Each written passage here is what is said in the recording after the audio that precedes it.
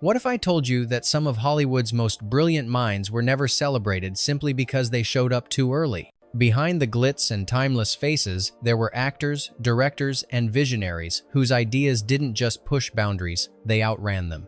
But Hollywood, ever terrified of what it can't control, looked the other way. Sometimes it mocked, sometimes it punished, and, more often, it simply erased. This isn't a story of underdogs who rose to glory. This is a story of artists who were right all along, but had to carry the weight of being right too soon. They spoke truths the world wasn't ready to hear. They lived lives that defied the rules. They created, believed, and resisted in a system designed to flatten individuality. From a glamorous starlet who pioneered modern wireless communication, to a Broadway legend erased for being both black and brilliant. From men who wore their politics on their sleeves, to women who dared to direct, write, and speak when they were told to smile and obey. This is a roll call of names that should have been legendary long before history caught up. Some of them died forgotten. Others lived long enough to see the world realize what it had missed. So here are 20 stars who weren't misunderstood. They were just mistimed. Fact has shown Hedy Lamarr, the beauty who invented the future. To Hollywood, she was just another imported beauty with hypnotic eyes and perfect cheekbones. But Hedy Lamarr wasn't interested in being worshipped, she wanted to be heard. While studios dressed her in glittering gowns and fed her vapid lines, Lamarr was secretly sketching complex engineering diagrams in her dressing room. In the 1,940 seconds, she co-invented a frequency-hopping communication system technology that would later become the backbone of Wi-Fi, Bluetooth, and GPS. But the US Navy dismissed it, telling her to sell war bonds instead. She was too pretty to be taken seriously. Hollywood rewarded her with contracts, not credit. And for decades, she was remembered more for bathing nude in ecstasy than for changing the future of global communication. It wasn't until the late 1,990 seconds, decades after her prime, that scientists and historians finally acknowledged her patent as groundbreaking. But by then, Lamarr was living alone, forgotten, and bitter. She once said, "The brains of people are more interesting than the looks, I think." The tragedy? She was right, and the world realized it 50 years too late. Fact #2. Montgomery Clift, the tragedy of the first true method actor. Before Brando made it fashionable and De Niro made it mythic, Montgomery Clift was already doing it, living every line, inhabiting every silence. In the late 1,940 seconds, Clift shattered Hollywood norms with a kind of performance that felt too raw, too human, too fragile. While other leading men strutted, Clift ached. He made pain beautiful, vulnerability masculine, and silence devastating. Critics didn't know what to do with him, directors couldn't control him, and audiences weren't ready. He refused studio grooming, turned down macho roles, lived his truth in coded silence, an open secret in a town that required denial as currency. After a near-fatal car crash disfigured his face, Clift refused to hide. Instead, he acted through the pain, letting the camera capture what Hollywood wanted to crop out. Some say he destroyed himself. Others say Hollywood broke him. But what's certain is this: without Montgomery Clift, there would be no Brando, no Pacino, no Daniel Day-Lewis. He was the prototype too sensitive for his time, too honest for the screen, too early to be revered. And yet, he made every tortured second count. Fact #3. Anna May Wong, the star who refused to stay silent. She should have been a household name. She had the poise of Garbo, the sharpness of Hepburn, and the eyes that held 1,000 untold stories. But Anna May Wong was born the wrong ethnicity for Hollywood's golden pedestal. In the 1,920 seconds and 30 seconds, she dazzled in films like Shanghai Express, yet was repeatedly cast as the exotic villain, the seductive other, the tragic lotus flower. When The Good Earth, a film about Chinese farmers, was produced, Wong auditioned, only to be told she was too Chinese for the lead. The role went to a white actress in yellowface. Wong did the unthinkable. She spoke out. Loudly, publicly. She traveled to Europe and made films in Germany, where she was treated with more respect. She returned to America not as a submissive starlet, but as an icon of resistance. Still, Hollywood never forgave her for breaking the rules. She was offered crumbs, not crowns. Today, she's finally on US currency, a belated honor that would have meant more when she was still fighting for dignity, not legacy. Anna May Wong didn't just open doors, she banged on them until they cracked. But Hollywood only listened when the echoes became too loud to ignore. Fact #4. Ida Lupino, the woman who dared to direct. While Hollywood's leading ladies were being trained to cry on cue and pose for studio photographers, Ida Lupino was quietly rewriting the rules. An acclaimed actress in the 1,940 seconds, Lupino stunned the industry when she turned her back on stardom to step behind the camera at a time when women directors were virtually non-existent. She co-founded an independent production company, wrote scripts, directed controversial films, and tackled topics that the studios wouldn't touch: sexual assault, bigamy, mental illness. When asked why she focused on such taboo subjects, she replied simply, "Because someone had to." Studios scoffed. Executives called her difficult. Male directors dismissed her work as emotional. But she kept filming, often on shoestring budgets, often in secret, often with more guts than permission. It would take more than 70 years for the industry to recognize her as a pioneer. Today, she's hailed as the godmother of indie cinema. Ida Lupino didn't wait for permission to create. She just created. And the industry is still catching up. Fact #5. Eartha Kitt. The voice that made presidents uncomfortable. Eartha Kitt purred like no one else. Her voice could seduce a room and slice through hypocrisy in the same breath. She was a Broadway star, a singer of uncommon precision, and the most memorable Catwoman the 1,960 seconds ever knew. But in 1968, at a White House luncheon hosted by Lady Bird Johnson, Kitt made a fatal choice. She told the truth. When asked about the Vietnam War, she openly criticized U.S. involvement and said it was destroying the soul of America's youth. The room fell silent. The punishment was swift. The CIA opened a file on her. Bookings vanished. She was blacklisted from Hollywood and Broadway almost overnight. One comment, one moral stance cost her a decade of visibility. She moved to Europe, performed in French, sang in German, and waited for America to grow up. It eventually did. Decades later, Kitt returned, older but unbroken. She became a cult icon. Her defiance now seen as bravery. But the irony remains. It took a nation 30 years to admit that maybe the woman with the velvet voice was right all along. Fact #6. Paul Robeson. The Renaissance man America tried to erase. He was an actor, a singer, an athlete, a lawyer, and an intellectual. Paul Robeson wasn't just talented, he was seismic. He shook the stage and shattered expectations. But he was also political. And in mid-century America, that was a sin far greater than any scandal. Robeson used his fame to speak out against racism, colonialism, and fascism. He praised the Soviet Union's anti-racist rhetoric. He questioned the moral hypocrisy of America abroad, and he refused to stay silent, even as the blacklist swallowed his peers. For this, his passport was revoked, concert halls closed, films were pulled, his name was scrubbed from textbooks and public memory. At the height of his fame, he was rendered invisible. Only in recent years has his voice returned to the conversation. Museums name halls after him, actors cite him as influence. But few grasp the cost of what he endured. Paul Robeson didn't fall from grace. He was pushed because he demanded a better world, decades before it existed. Fact #7. Marlene Dietrich, too modern for her century. In a town built on fantasies, Marlene Dietrich became her own invention. She wore men's suits to black tie galas, kissed women on camera, and turned sexual ambiguity into high art, while most of Hollywood still clung to the illusion of moral decency. In the 1,930 seconds and 40 seconds, she wasn't just androgynous, she was defiant. Her entire image challenged the rigid gender codes of the era. She openly mocked Nazi ideology, rejected German propaganda offers, and became one of the first major stars to entertain Allied troops on the front lines. That patriotism didn't buy her safety. Behind closed doors, studios grew wary of her politics, her sexuality, her refusal to conform. She faded from the spotlight not because she lost her spark, but because the industry ran out of categories to fit her in. Decades later, icons like Bowie, Madonna, and Tilda Swinton would cite her as inspiration. Gender fluidity became art, and the world finally understood what Dietrich had been trying to say all along. But by then, she had already walked away, too modern for her century, too timeless to be forgotten. Fact #8.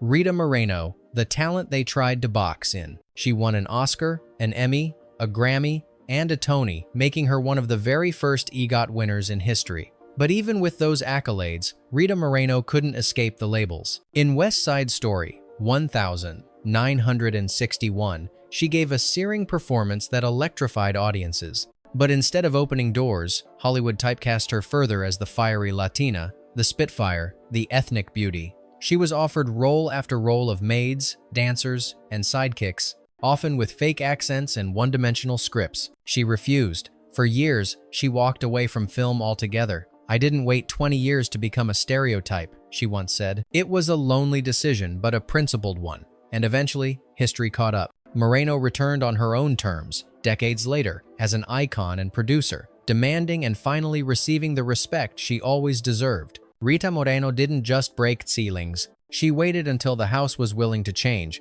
Fact #9. Sal Mineo, the star who lived too honestly. In Rebel Without a Cause, Sal Mineo became the face of troubled youth, aching, confused, magnetic. Off-screen, he was no different.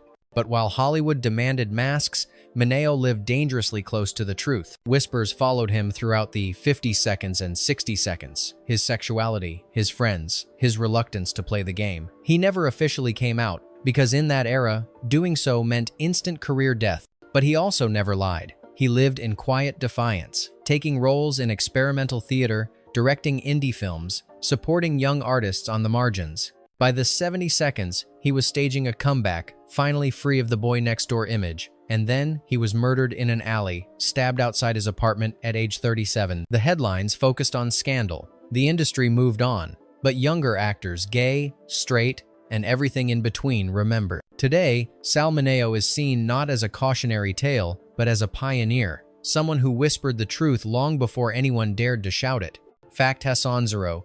Dorothy Dandridge, the First and the Forgotten. She made history as the first Black woman nominated for a Best Actress Oscar. For a moment, it seemed Dorothy Dandridge had broken the barrier, but the system never intended to keep it open. After her powerful performance in Carmen Jones, 1954, doors should have flown open. Instead, they slammed shut. Studios offered her demeaning roles or none at all.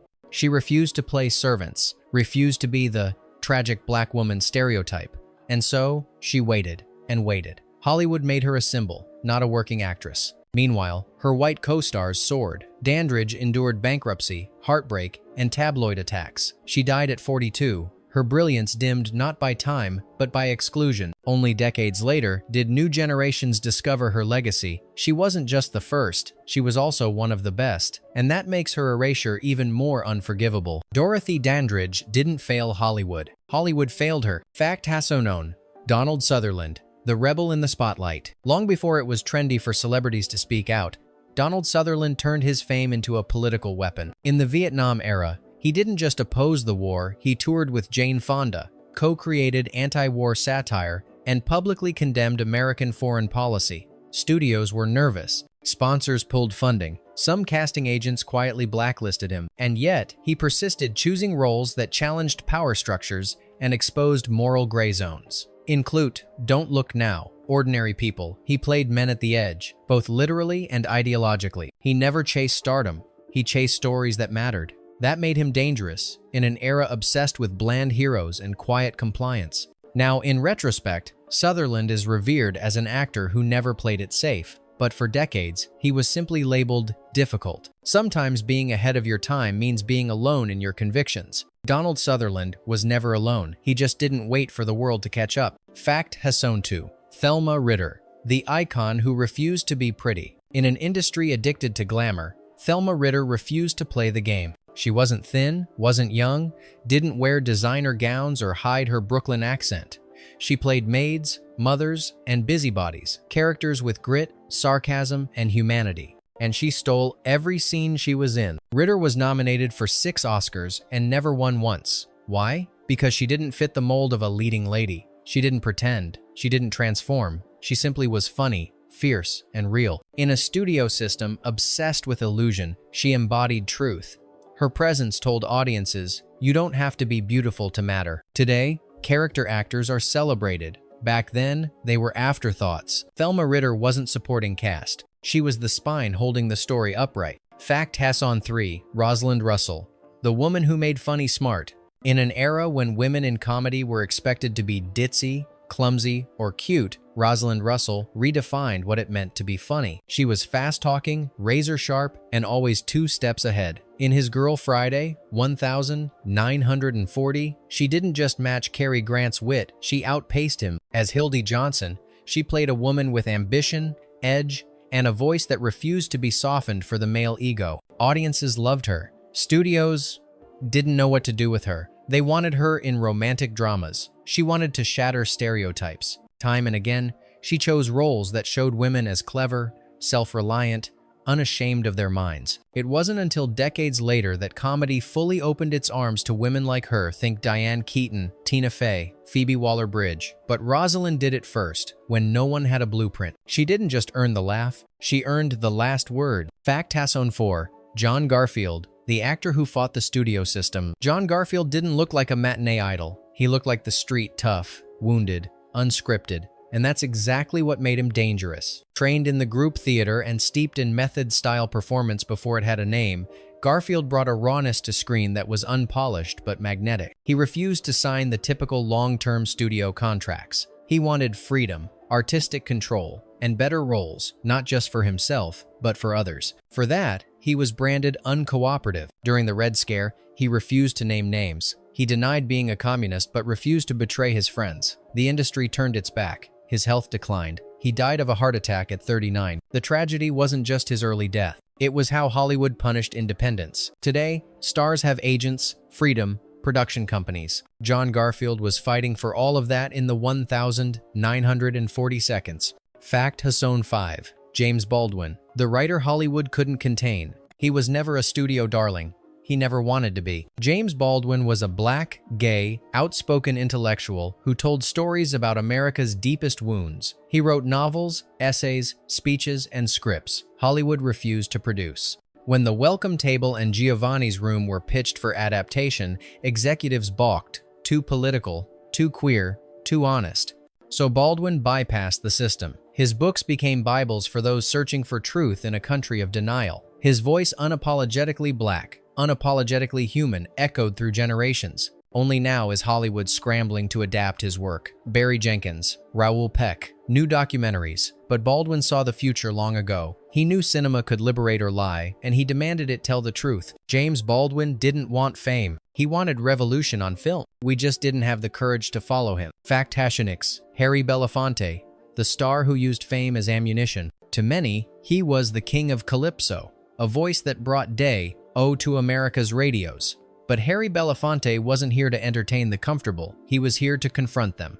As one of the first black artists to achieve crossover fame in the 1,950 seconds, Belafonte could have played it safe. Instead, he marched with Martin Luther King Jr., funded civil rights movements, criticized U.S. foreign policy, and even turned down film roles that perpetuated stereotypes. This made him powerful and polarizing. Government agencies monitored him. Studios distanced themselves. He was branded a radical, his screen opportunities dwindling despite his immense popularity. Still, he never stopped. He mentored new activists. He produced films that told untold stories. He believed that fame meant nothing if you didn't use it. Today, celebrity activism is a brand. Back then, it was a risk. And Belafonte took it over and over again. Fact Hasson 7. Lillian Gish, the silent star who fought for artistic control. Long before the auteur theory was born, Lillian Gish was already demanding it. Known as the First Lady of American cinema, Gish was more than a wide-eyed ingenue of silent films. She worked with D.W. Griffith, but refused to be his puppet. She negotiated contracts, controlled edits, suggested scripts. She believed film was not just entertainment, it was art. And art needed protection from profit-hungry studios. As talkies arrived and youth took over, she was pushed aside. But she never stopped fighting for preservation, integrity, and respect for actors as creative forces, not just pretty faces. She gave lectures into her 90s. She called out sexism and ageism before either had a name.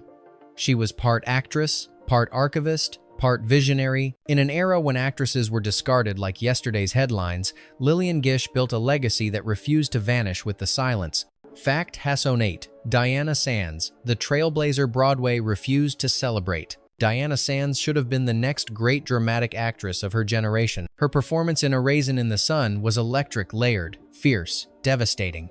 She held the stage with poise that outshone her co-star. She broke color barriers on Broadway and took roles that no black actress had ever been offered. But Hollywood didn't know what to do with her. The few roles available to black women were one-dimensional, and she refused them. She aimed higher, dreamed wider. In 1973, she was cast opposite James Earl Jones in a romantic comedy. A black woman as a love interest, not a maid, not a martyr. But cancer took her before filming began. She was 39. Hollywood moved on. Her name faded. But actors who followed Viola Davis, Angela Bassett stood on her shoulders. Diana Sands didn't just break ground. She left footprints that others would one day follow. Fact Hassanine. Gloria Swanson, the producer who funded herself. Most remember Gloria Swanson as Norma Desmond, the delusional silent star in Sunset Boulevard. But what many forget is that Swanson wasn't acting. She was warning. Before that film became legend, Swanson was already a trailblazer. In the 1,920 seconds, while studios tightly controlled every actor's image, she founded her own production company.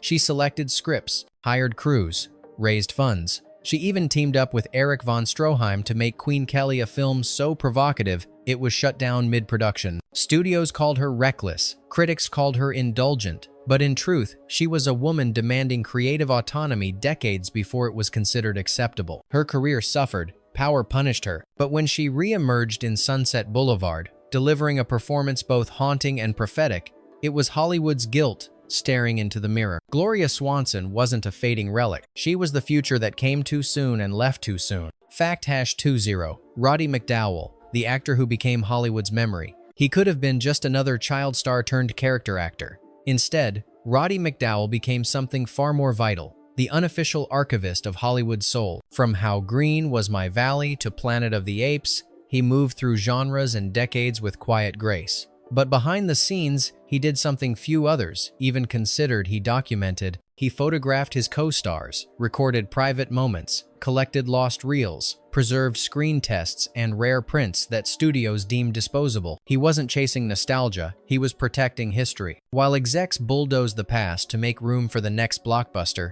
McDowall was building an invisible museum, one frame at a time. Today, many of the most important images and film relics from the Golden Age exist because he kept them, stored them, valued them. Roddy McDowall didn't just act in Hollywood, he saved it from forgetting itself. Bonus fact: Barbara Payton, the cautionary tale they wanted you to forget. She was supposed to be the next big thing, glamorous, blonde, and impossibly magnetic. Barbara Payton had the face of a starlet and the raw edge of a survivor. But she wanted more than to pose. She wanted to live on her own terms. In the early 1,950 seconds, studios adored her looks but hated her defiance. She refused to sign long-term contracts, dated who she pleased, spoke her mind. Her messy love triangle with two actors, one violent, one married, became tabloid poison.